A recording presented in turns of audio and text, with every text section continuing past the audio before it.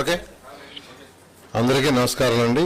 ఈరోజు అమరావతి క్యాపిటల్ సమితి అథారిటీ 42వ సమావేశం ముఖ్యమంత్రి గారి యొక్క ఆధ్వర్యంలో జరిగింది.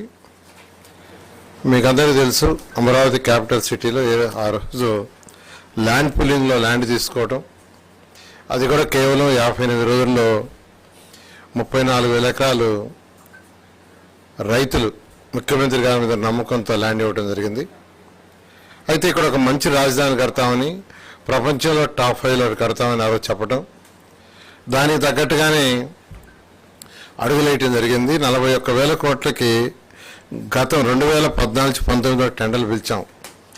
దాదాపు 5,000 కోట్ల రూపాయలు వర్క్స్ పూర్తయినాయి. అయితే గత ప్రభుత్వం వాటిలన్నింటినీ ఆపేసి మూడు ముక్కలు ఆటాడింది.